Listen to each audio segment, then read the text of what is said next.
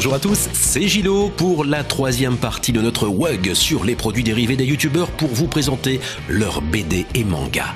En 2012, c'est le Joueur du Grenier qui sort sa première bande dessinée, écrite et dessinée de la main de Pirate Sourcil et racontant l'enfance du petit grenier au cœur des années 90. Il y a un gag, je crois que c'était quand... Ça m'était vraiment arrivé en fait.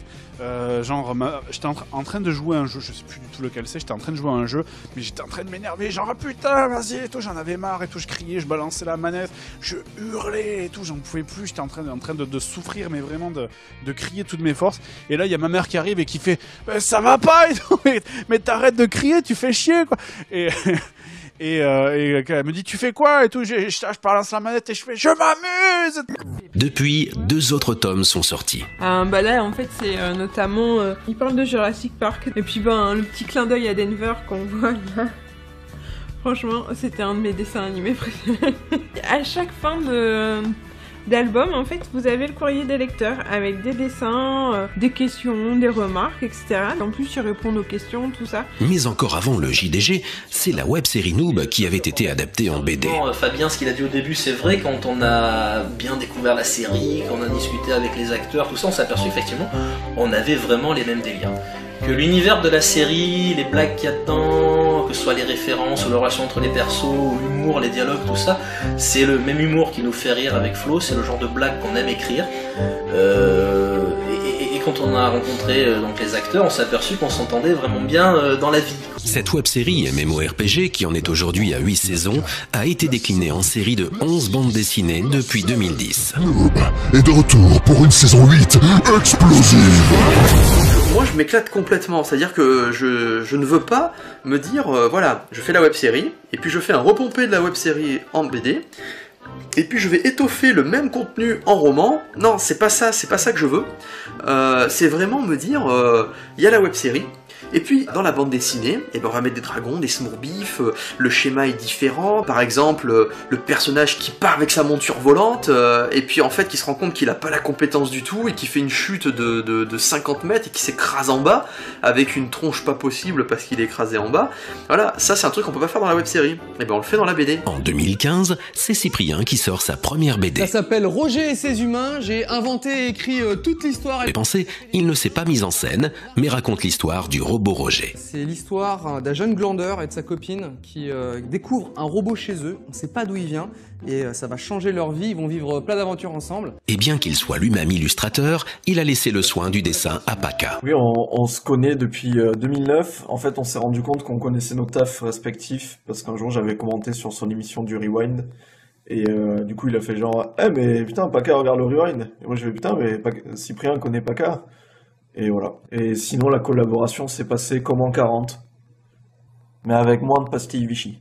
Je kiffe le style de Paca, ainsi que sa personne. Pourquoi? Car ses personnages sont dépourvus de nez et de pupilles, et pourtant ils sont si expressifs. En plus, on sent son énorme expérience dans l'exercice du strip, il est efficace et c'est ce qui fonctionne. Que ce soit dans le dessin ou la mise en scène, il ne s'encombre pas de superflu et va à l'essentiel. Paca était indéniablement parfait pour ce taf, tout comme Marie Écarlate qui s'est chargée des couleurs avec brio sans en faire trop. Roger a connu un certain succès et une fan l'a même fait en pâte Fimo. Ensuite, vous appliquez de la pâte bleu foncé sur les côtés de son buste afin d'y rattacher les bras à l'aide de clous à œil.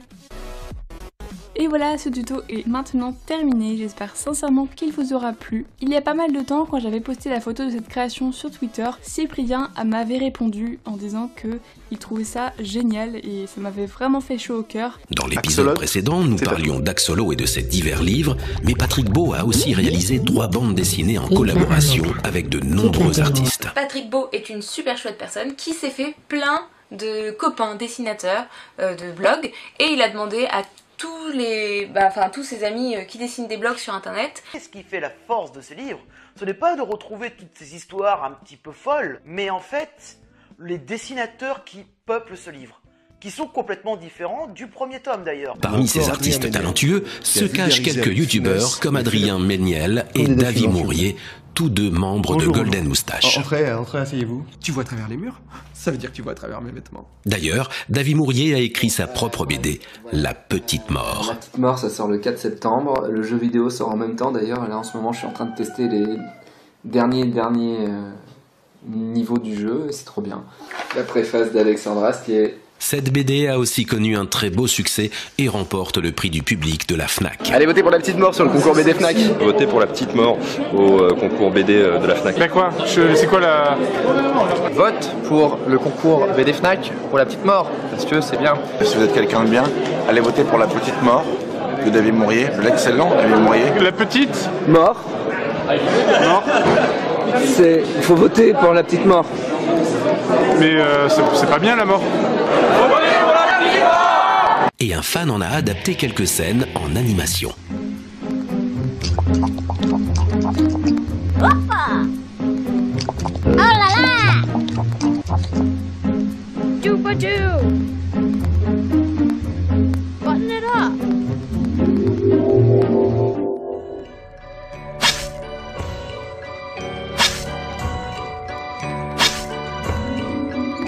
Oh!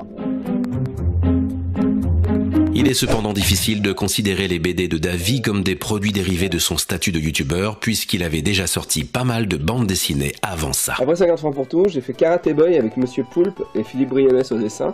C'est pour moi le truc le plus débile que j'ai fait de ma carrière. Une autre bande dessinée est en préparation par le trio Antox Colaboy, Sir Gypsy, Absol à la scénarisation et illustré par le dessinateur. Laissez-moi vous présenter les FDP de Tubonia. Et FDP c'est pas pour fils de pute, hein.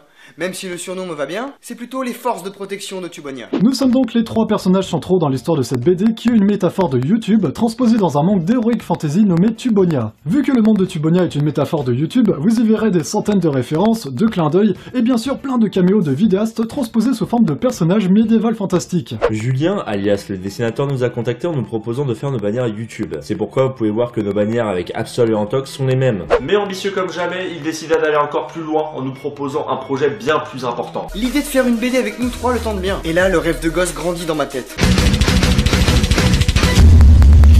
Bonjour et bienvenue sur ma chaîne tuto de dessin.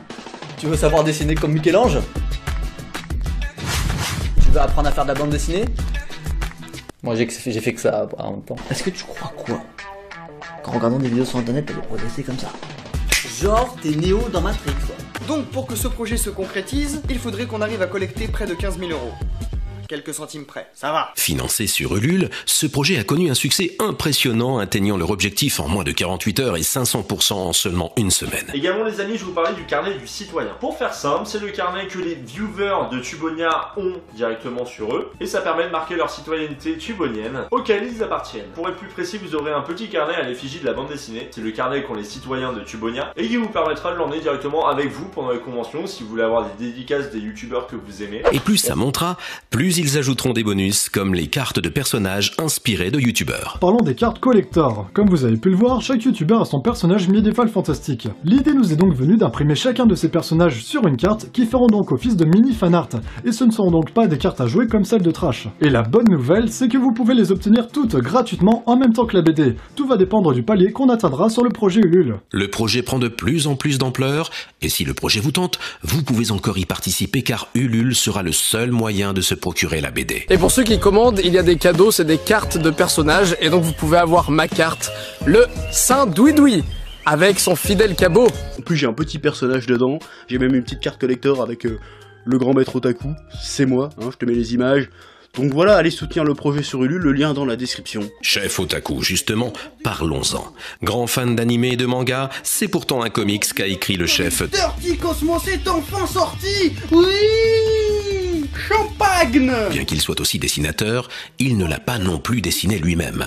C'est Jigito qui s'en est brillamment chargé. Le chef a une manière d'écrire qui est assez épisodique, donc du coup son scénario il a son début, il a sa fin, et il me laisse un peu une part de création où je peux amener ma vision des choses, ma vision sur les personnages. Son genre d'histoire me parle, et ben du coup j'ai beaucoup de ressources et d'éventail pour pouvoir créer en fait. C'est l'histoire d'un cow-boy de l'espace toxico-dépressif qui essaye de défendre des orphelins clochards contre un gang dirigé par un vampire pédophile. Tu l'auras sans doute compris, ou pas, mais Dirty Cosmos se passe dans un univers de space opéra avec diverses influences. Et Starfire sera peut-être la première pierre à l'édifice, parce que j'ai dans mes cartons, j'ai encore plein d'histoires, plein de personnages qui ne demandent qu'à sortir sur papier, et ça peut être vachement cool. Si cette première série fonctionne, je pourrais en lancer d'autres séries avec d'autres dessinateurs, je pourrais même laisser le soin à des scénaristes d'écrire sur mes personnages, ou d'inventer les leurs au sein de l'univers, ça pourrait être vachement cool tout ça. Côté manga de youtubeur, le plus connu est sans conteste celui du rire jaune. Donc mon manga s'appelle Ki et Hi. C'est l'histoire de deux frères complètement tarés, un grand gros, Ki, et un petit maigre, Hi. Ils vivent ensemble dans le plus petit village d'un royaume en forme de panda et passent leur temps à se disputer. Là encore, Kevin a recruté une abonnée pour le dessin en voyant un fanart que Fanny lui avait envoyé. Elle m'a dit que c'était son rêve depuis toute petite aussi d'être mangaka. J'ai découvert qu'elle avait déjà une page Facebook pas mal connue. On a fait des essais et je vous laisse apprécier son talent. Voici une de mes planches, voici sa planche.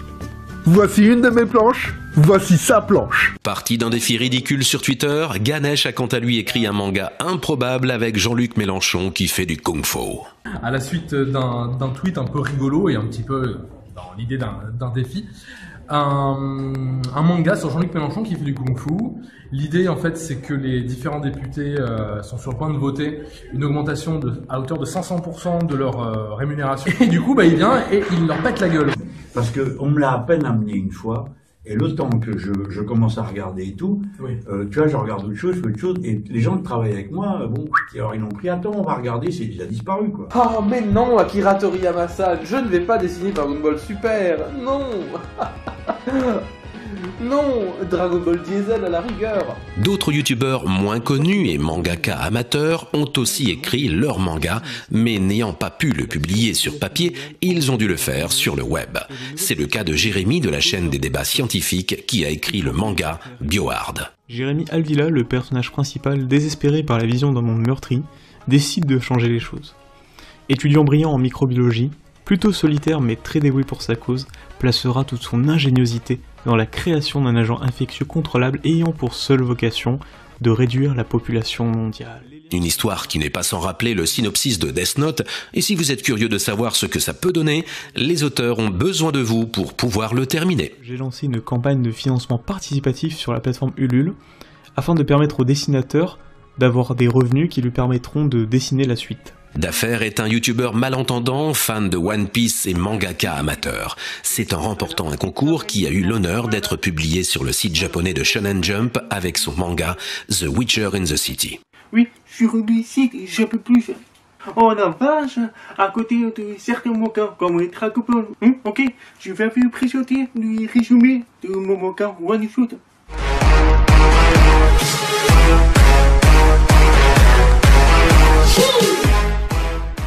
Ouais, cool. Bien, on veut bien un pilote d'Oda, l'auteur de One Piece. Oui, c'est vrai, je me suis beaucoup inspiré de lui, car c'est mon artiste préféré. Risma est encore plus amateur certes, mais la passion est là, et il a achevé le premier chapitre de son manga Akuma. Oui, confetti. Beaucoup l'attendaient et donc j'ai mis les bouchées d'eau pour le finir le plus rapidement possible. Je vous parle d'une guerre entre les anges et les démons qu'on nomme croisade. Les plus anciens ont mis dans le cœur des plus jeunes de l'animosité envers leurs ennemis naturels. C'est pour ça qu'encore aujourd'hui la guerre continue. C'est là que je vous introduis le héros, Silver Risma 5ème du nom. Entre les livres de la semaine dernière et les BD et mangas de cette semaine, voilà pas mal de lectures en provenance de youtubeurs. Comme quoi la vidéo peut mener à tout. A très bientôt, c'était Gilo.